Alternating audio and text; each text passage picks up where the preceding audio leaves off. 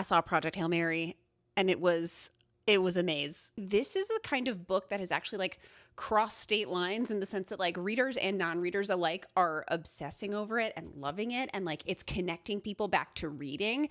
And it's the kind of book that I think just has that really rare ability to bring in people to reading that normally wouldn't. It kind of got me thinking, like, why is that? What about Project Hail Mary has like got people into it that normally wouldn't be? And I think I have like a prevailing theory.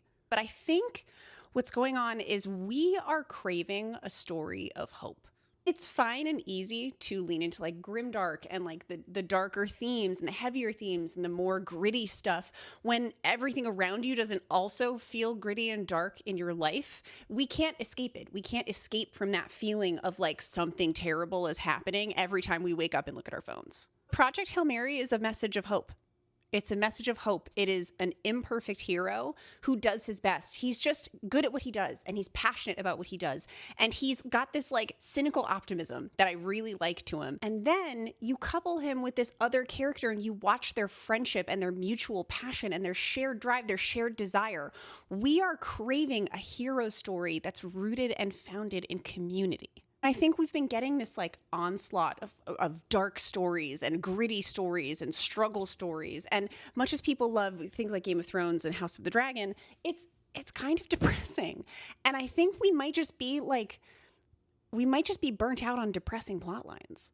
Project Hail Mary really isn't a story about like the end of the world as we know it. It's a story about one man who just pushes through a horrible situation, makes the best of it, and chooses to save humanity because it's the right thing to do. And he does so because of his community. He chooses to hunker down and solve the mystery of the astrophage and the tau amoeba because he thinks about his kids on Earth, because he thinks about all the people he knows who are going to die. So yes, he's like drop kicked into the scenario, but it's his community that pulls him through and makes him a better person. And it's about saving the world.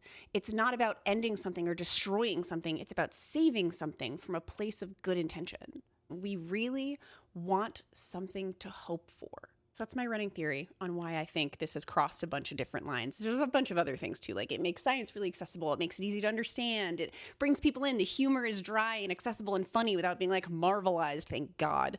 And Andy Weir is just, he's very smart and he writes to the human condition, which I just think is so good. And then it translates really well to film. So that's my prevailing theory. That's what I think. I think at the end of the day, we just wanted a hero story. And this is all just like random me overthinking in my reading chair. So if you think I'm wrong or if you have a different theory, what's your different theory? Why do you think Project Hail Mary, the book and the movie, seems to have transcended and crossed those lines between readers and non-readers and brought us together?